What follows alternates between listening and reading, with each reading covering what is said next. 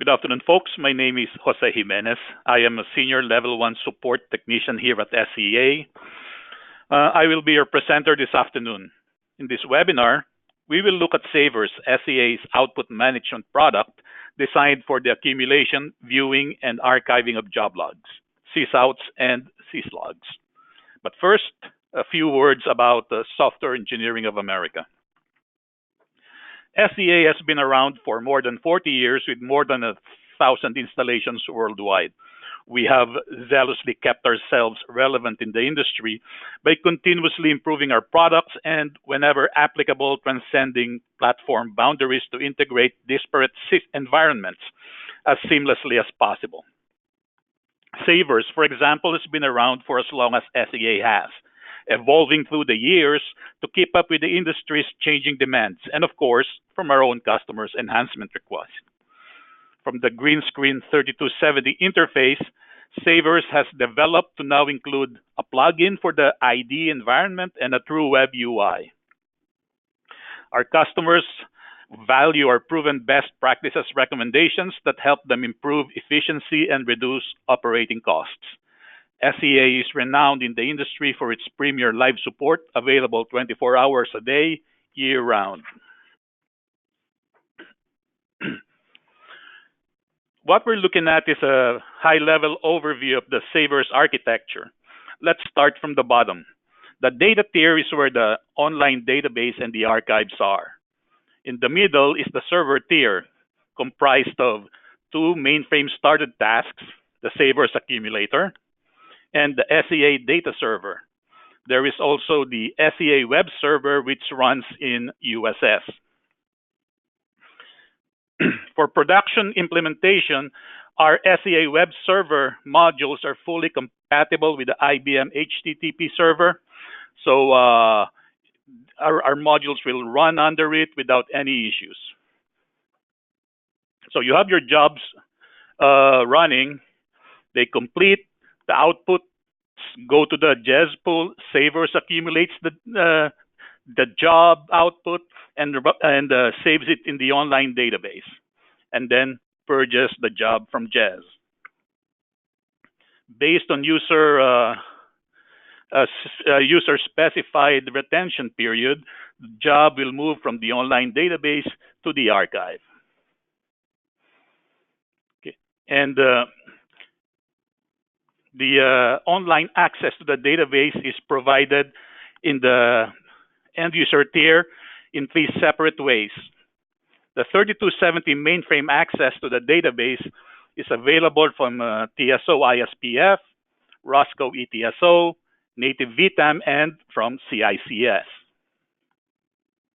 The JSON REST API provides database access from the ID environment using the Savers plugin and from a web browser using the Savers web UI. The Savers database structure is comprised of at least 3 VSAM files. A log file, which is a small RRDS file, usually 5 to 10 cylinders in size, an index or key file, which is a KSDS file, and 1 or more data files, which are large RRDS files. You can have as many as 366 data files, with each at 4.2 gig, giving you over a terabyte of online data. As far as Savers archive is concerned, sky is the limit. You can keep as many jobs as you want in archive for as long as you want. Data is compressed as jobs are accumulated and stored in the database. As a job rolls off the online database into the archive, the space it occupies in the online database automatically becomes available for storage of new jobs.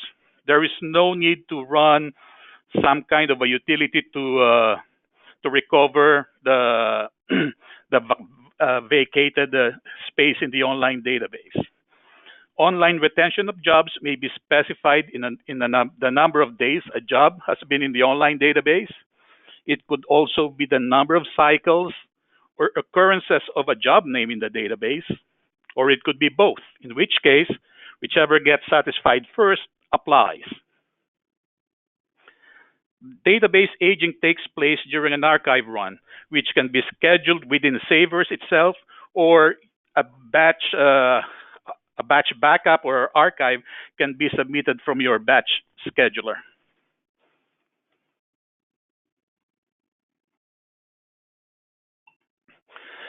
The same flexibility in setting online retention is available for archive history retention. You may use number of days or cycles or both. You can create numerous archive groups, grouping together jobs with a common archive retention. Savers has an automatic GDG feature for its archive files. This allows the user to get around the catalog limitation on the number of GDG generations. With this feature, you can keep archive files for as long as you want without concern for old generations rolling off the catalog. And if you are writing your archive files to physical tapes, there is an automatic file stacking feature controlled by a user defined number of files per tape. Savers will call for a scratch tape when this number is reached. Or you can also tell Savers on which calendar days you want it to call for a scratch tape. Example, on the 1st, the 8th, the 15th, and so on. The online restore facility provides an automated way of recalling jobs from archive back to the online database for viewing. This feature also has a batch counterpart in case you want to recall massive amount of jobs from archive back to the online database. The automated archive process allows for the creation of duplex archive files for offsite storage or DR purposes. These are true duplex files. They are created at the same time the primary files are being created. Therefore, creating duplex files does not make the archive process run longer.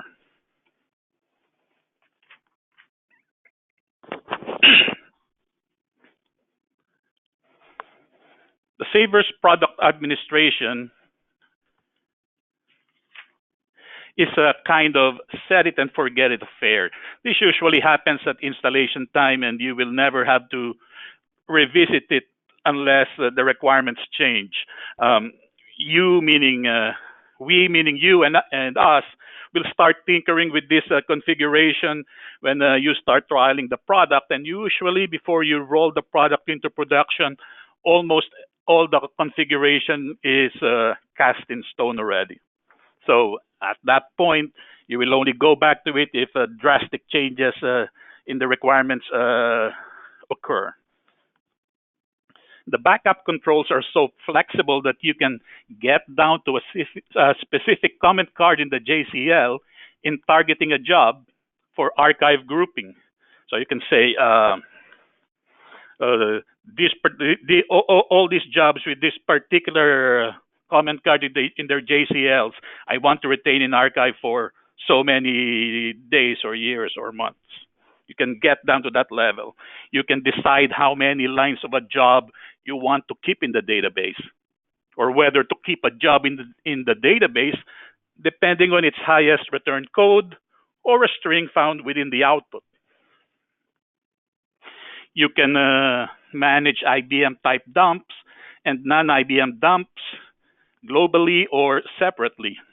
You can also send syslogs from multiple systems to a single accumulation class, and Savers will recognize and distinguish one from the others.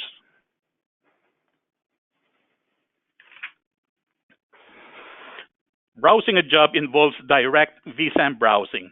There is no intermediate or temporary sequential file to stage the data, which results in a very fast and efficient browsing. There is what we call as job information feature, which provides a concise summary of what transpired during a job execution. It's a one panel display showing the return code of each step, which steps executed, which steps did not, and why. There is also an annotation and acknowledgement feature that allows users to add notes or comments to a job output that can be used for problem management. We will look at these features when we go into the product live. And let me take you live into the product. Now, we are looking at the Saver's primary control panel. This is the ISPF interface, the Roscoe ETSO interface, and the VTime interface. They look the same. So in Savers, if you're looking for something, you gotta tell it what type of work you're looking for. This is the default. You gotta tell it, is it a batch job? Is it a started task? Is it a syslog? Is it a TSU session? That's the default requirement. However, you can customize Savers to tell it, okay, everything to me is a batch job. That way, you don't have to, the user does not have to bother knowing if it's to distinguish between batch jobs and started tasks. They just have to know what the job name is. Okay, I'm running this in the default mode. So I I will specify JN, and in the name field, anything shorter than 8 characters is an implied generic. So I'm telling Savers I want the directory of all jobs that start with $AV. And that's all I get. Positional masking is also supported. So let's say I want to build a directory listing of just all these jobs, the ones I selected. Okay. The only difference in the job names is in position 6. So let me copy that.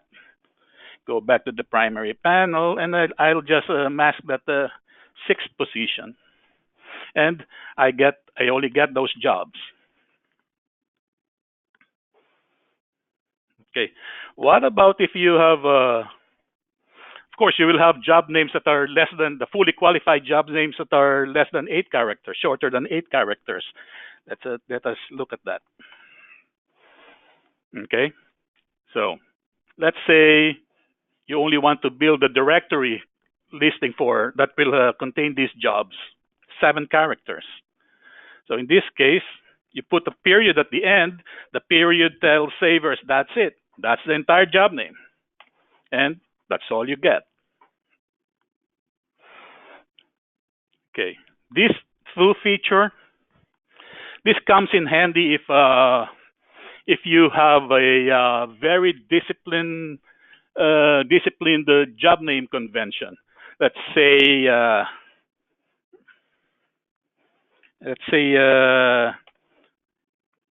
this.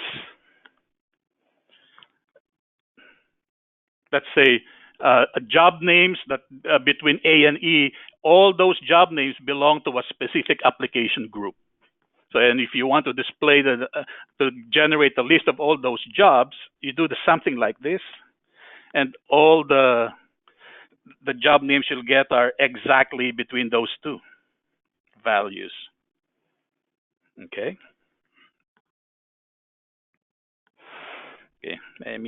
This is a demo database, so we don't accumulate jobs in this database every day. So I will always use splat on the name, just so we get a good size of directory when we build one. Okay. You can say I want to build a listing of all jobs that got return code 4 and lower. Okay. So that of course that excludes successful execution, return code 0. That's excluded. So that's all you get. JCL errors are included in this in this listing. Okay, you can say I want to build a list of jobs that got condition code higher than 4. So you got +5, and that's all you get.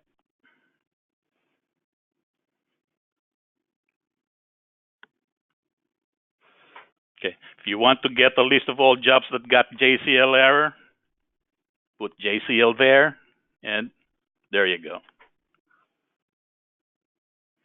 Or if you want to get a list of jobs that encountered space issues, you can do that. And That's what you get.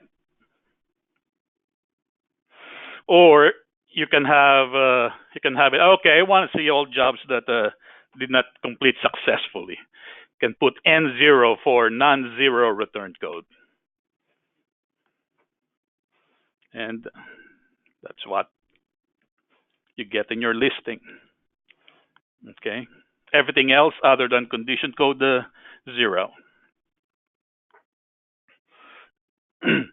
And you can normally you will specify start date, end date, start time, end time. Here's the formats you can specify it in. Okay, so if you specify -10, so it will include jobs that executed just started execution 10 days ago. So those that will include jobs that started executing yesterday, 9 days ago, 8 days ago. So let's see. Okay.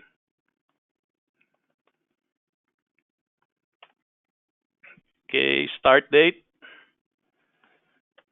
-10, and for name I have Splat, so that could be anything, any name, and this is what I get. And they all started. The latest one started execution the last 18th. The the oldest one last 16th. Okay.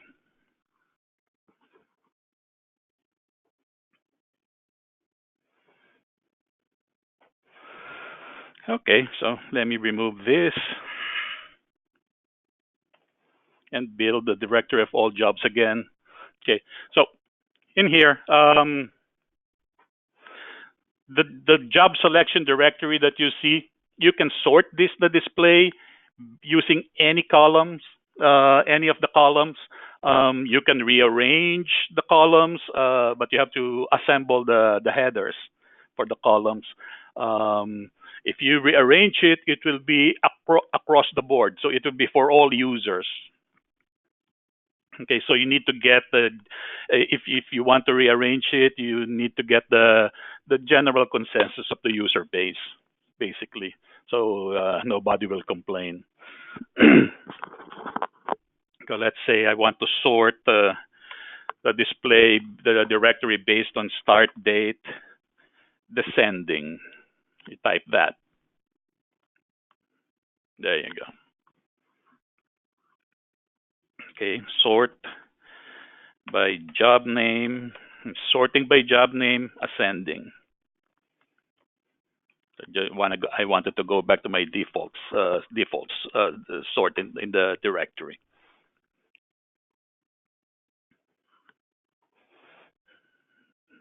Okay, so let me find a job.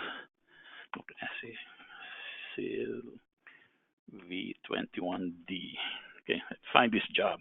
So here you can browse the entire job, and while browsing it, you can you have all the features that you enjoy when browsing something in ISPF. You can do finds and repeat finds. Let's see, copy find.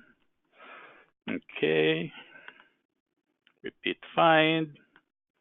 You can also max to the bottom. You can max to the top. You can press N to bring the next file at the top of the screen. Go N, or P to bring the previous file back to the top of the screen.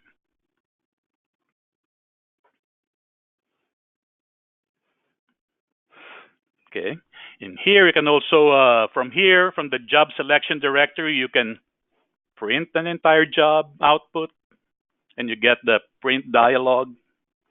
You can send an entire job to a data set using the ODS. Okay, and you get that dialog. Okay. You can the edit.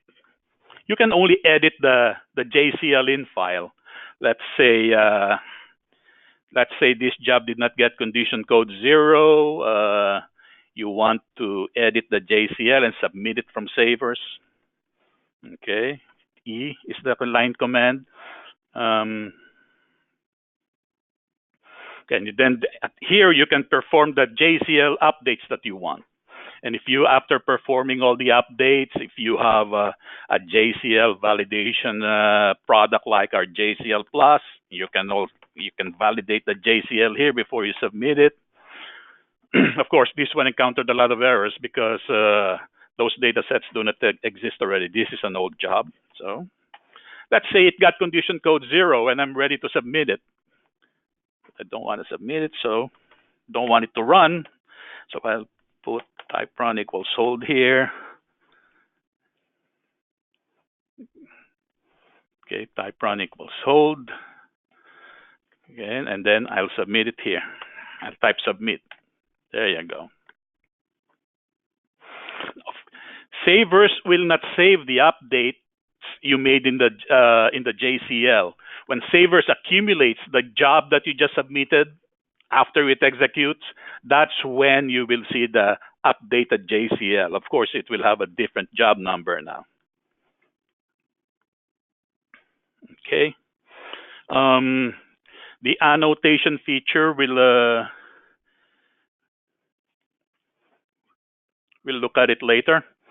So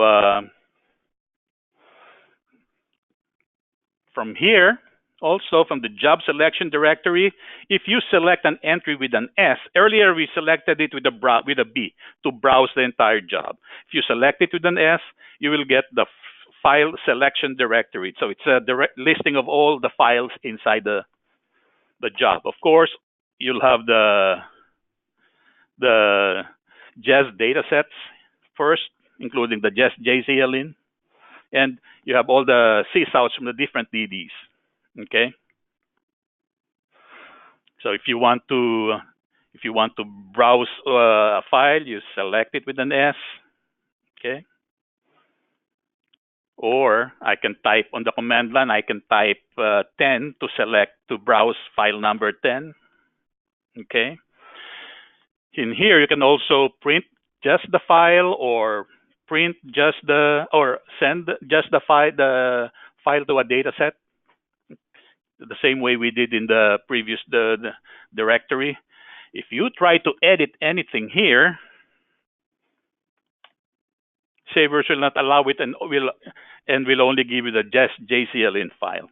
Okay, because that's the only file that is worth editing. You cannot edit the outputs, the SYSOUTs. Okay.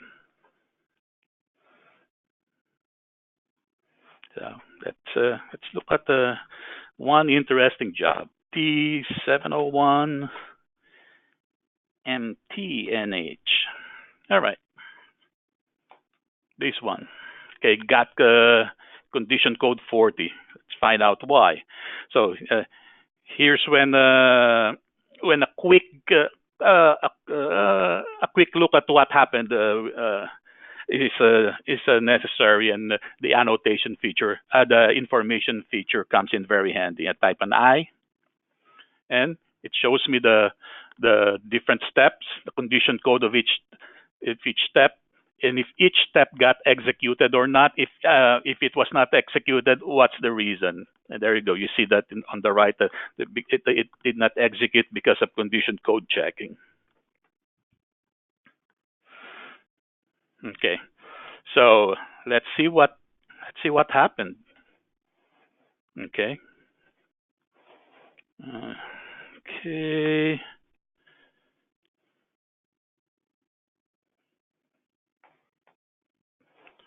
All right. There's a problem. No help or note members found. Okay. So let's say this happened. Let's say this happens at the end of let's say I work in the first shift, and this happens at the very close to shift transition. Of course, I won't be. Our team won't be able. Our team does not have the time to resolve this. We need to pass this to the second shift people. So the annotation feature comes in handy. Let me copy this. And then let me annotate this job. Okay. And then I will use some previously agreed upon code. Let's say S2 for second shift, priority 1 case. Okay. And I will put some description here. I cut and pasted the error. And I can say programmer looking into it. Okay. And then I save it. You can see that there's the ID of the person who put in the comments, and it has date stamp and time stamp. Okay. So second shift comes in. Okay, and one of them is in charge with checking what present the previous shift left them. So with the name of splat, guy goes to acknowledgement code, puts S2 P1, and there you go. The guy found it. And after following up with the programmer provided a new set of libraries. So the guy, one of the second shift guys, will update the annotation. Okay, programmer provided new set of libs. Job ran successfully. Job number. Okay. Enter. And now, since it's been resolved, let's say the agreed upon convention is put an R at the end if it's been resolved. Okay. Save it. And maybe just move this around here. If you do this, if you look for anything that has S2P1, it's not there anymore. Okay, so let's say at the end of the shift manager will see. Okay, let's see if there are any unattended presence from the previous shift. The manager types that, and this is the only thing that he can find, S2P1R. That means that it's been resolved. Nothing, no unresolved issue. Okay, so that's fine. They can end their shift with no responsibilities to pass over to the next shift. Okay, let me move this thing.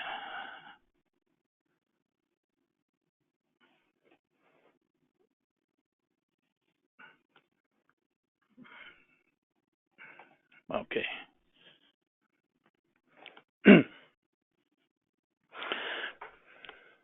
All right. So let me go back to the primary panel. Let's see what I can. Let me check to show you how easy it is to recall something from archive.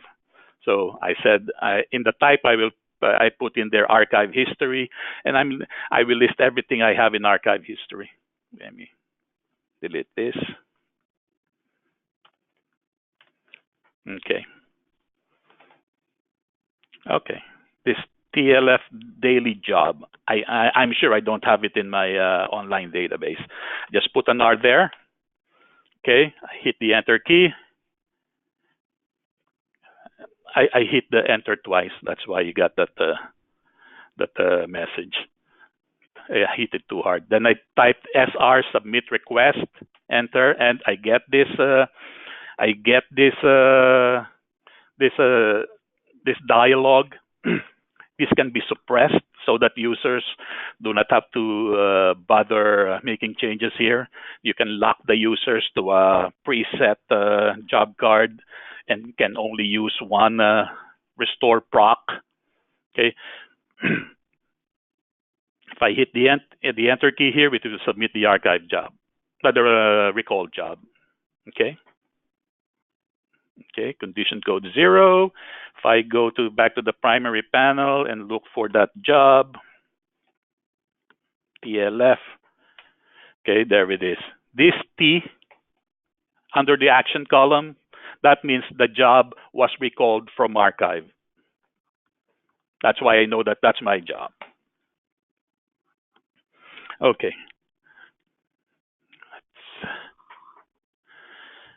And let's see.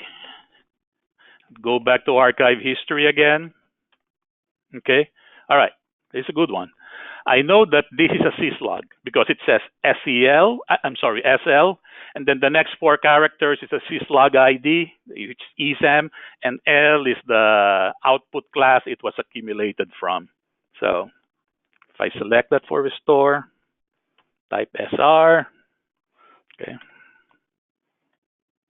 okay, 0, go back to the primary panel, I type SL for syslog, and there you go. I have my syslog there. And what does it look like? Okay.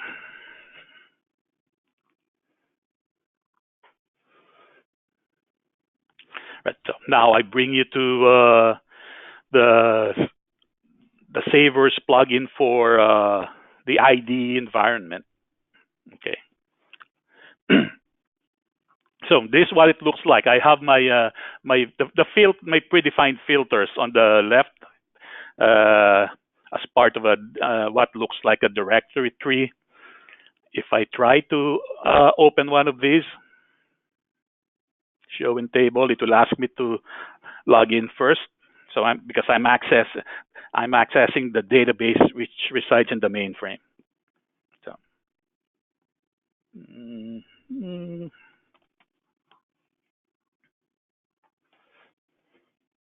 Okay, so this looks familiar, right?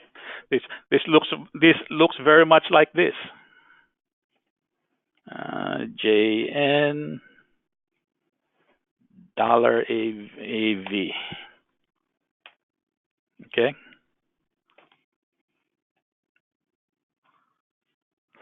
This listing you can also you can rearrange the columns. Okay, using this, so you can move column forward or back using this. You can remove a column. Okay, then you click OK, and the display dynamically adjusts to your selected to the updates that you just made. It can sort the display by clicking on any column. Okay, you toggle between ascending and descending. Okay, or you can also navigate from here. Okay, then you drill down to see the different the different files within the job. You can do this, and again, that looks familiar. Okay. If you want to look at any file, double click on it. It opens it here.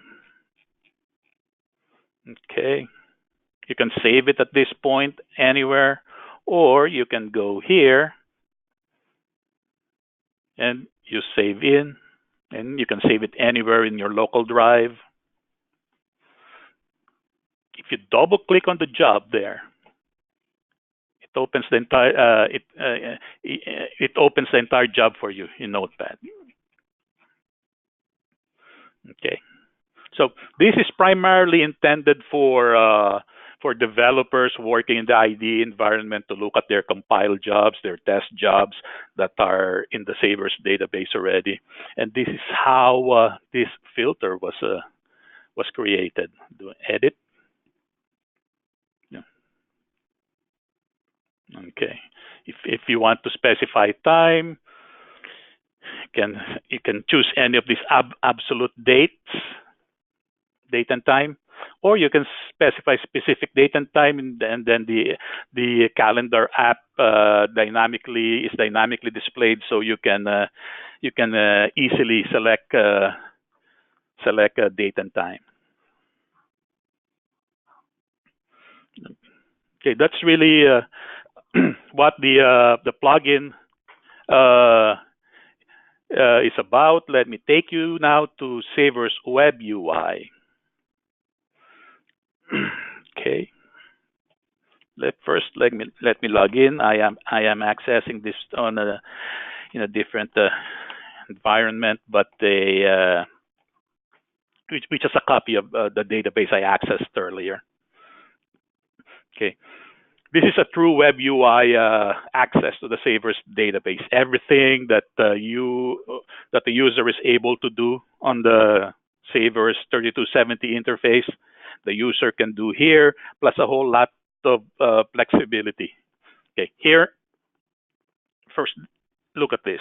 The user can search all across the work types. By default, and with the 3270 interface, you have to choose what work type it is. So but let me just use the job. Okay, but first, before you go into it, you gotta choose which database you want to search to search. Okay, in here I have two databases: my test database and my production database. So I select the production database. Type the same thing, $AV. Okay, I get this. This directory columns, this is a personal, each user can have his or her own settings here.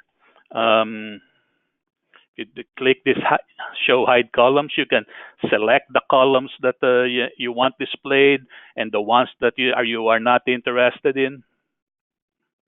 Okay, and the display the listing, the directory listing dynamically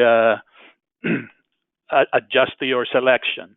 Okay, you can move columns around.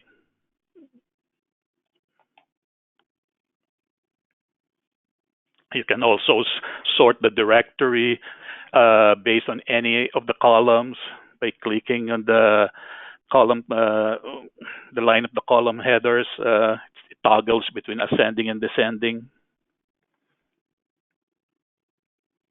There's a job that's giving you a headache space-wise in the database because it's filling up the database. You can use this to quickly identify which job it is.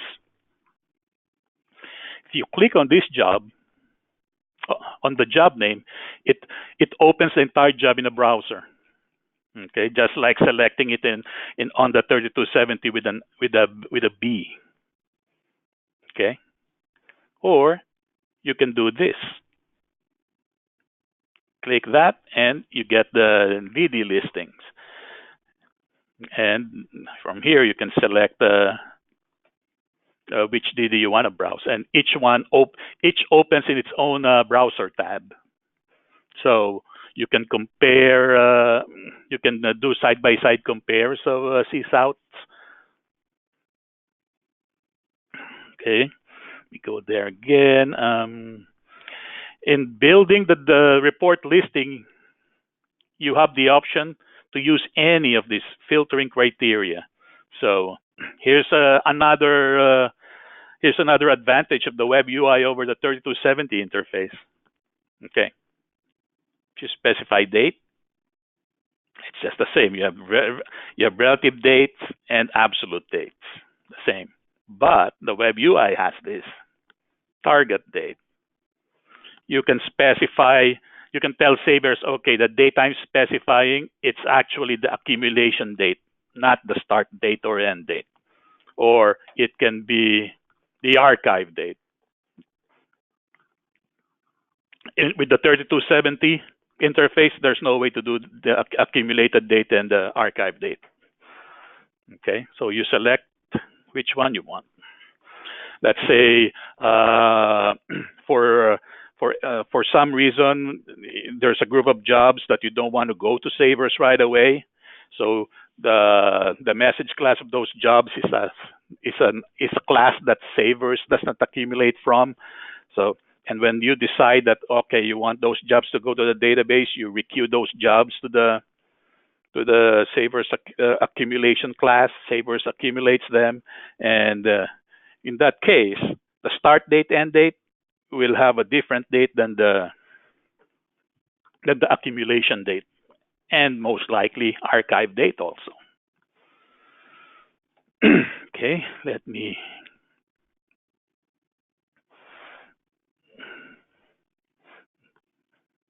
Okay, so let me remove that. Um, if you always go to Savers to look for $AV jobs, you can save this filter. I'm sorry, you can save this filter. Okay, my $AV jobs. So next time I do something, let's say I put uh, D.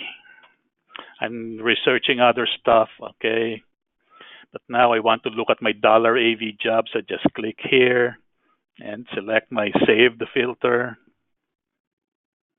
and that's the search. Mm-hmm. If you're looking at the job, uh, there's a search facility, type Control F, and let's see, files. Okay,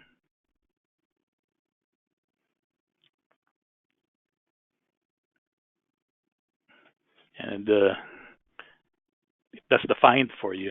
Okay, if you can print the entire job by pressing this, then you get that print dialog. In here, you can save it as at this point you have the option to actually print the job to to a local printer or save it as a PDF.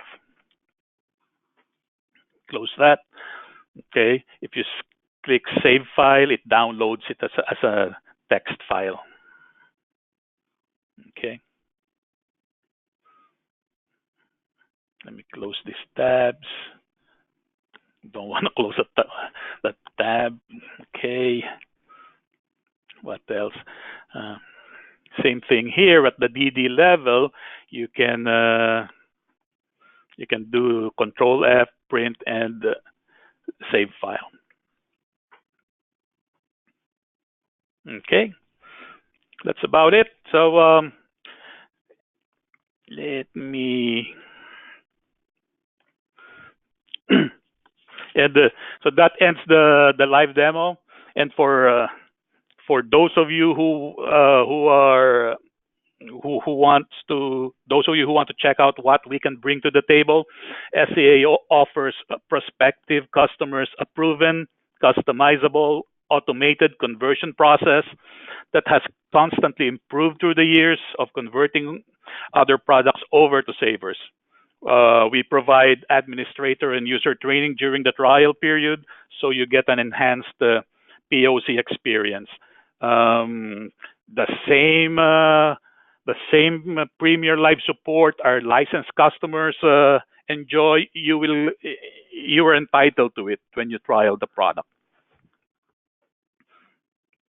So that ends the formal presentation, and now it's time for your questions.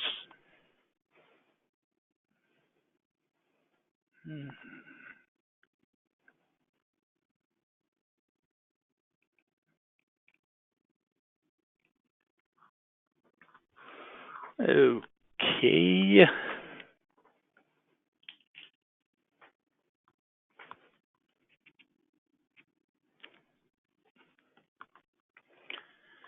All right. Here's a good one.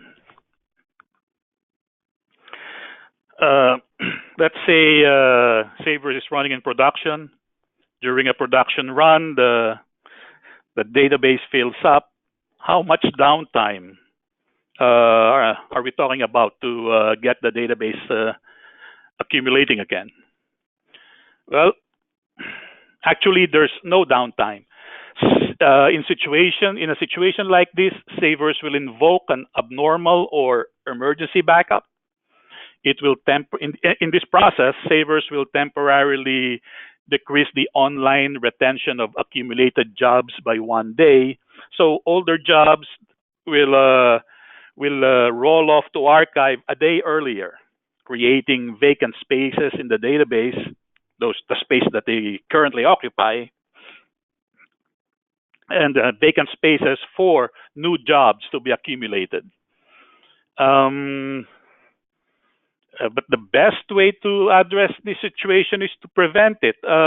Savers has a feature.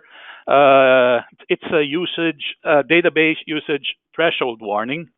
You set the unacceptable database percentage usage to your liking, and then when this database usage is reached, Savers issues a WTO, and you can have your console automation product key off this message to set a variety of actions in motion. Uh, One of these actions could be adding an RRDS file to the database. It is dynamic. You can, in Savers, you can add a data file, the large RRDS file to the database while Savers is accumulating and while users are actively accessing the database.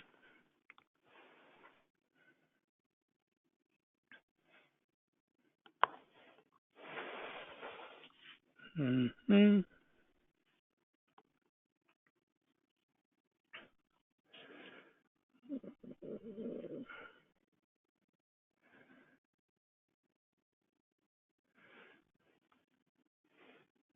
Okay, here's a security related question. Can you restrict what a user can see in the database? The answer is yes. By default, Savers allows a user to see everything in the database, but the user can only delete work that belongs to his or her ID. Savers, so that's the default behavior.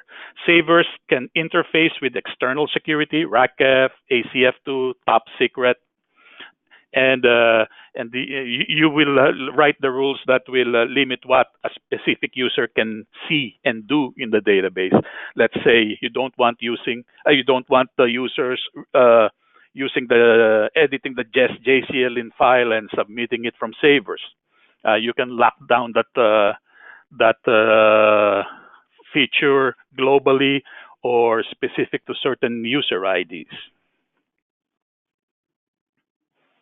Um, they're sending outputs to data sets. You can prevent that also, as well as printing.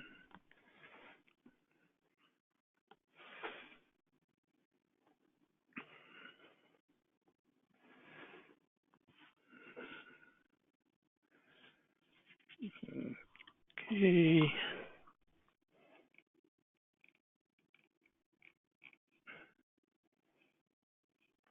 Other questions? Here's another one. In the web UI, uh, you show that the savers I can't read it. Savers can can uh, select work across select a job name across work types. Can it also search for job names across databases? Unfortunately, not at this time. But this time you have to select which database you want to search.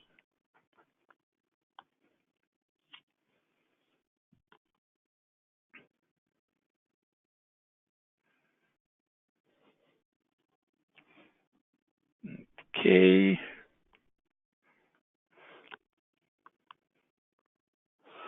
If there are no more questions, we can conclude the presentation now. Um, if if if if a question comes up later, you can just send that question to that email address that you see there. And this is all for today. On behalf of SEA, thank you for attending the webinar and for your interest in Savers. Enjoy the rest of the day. Goodbye.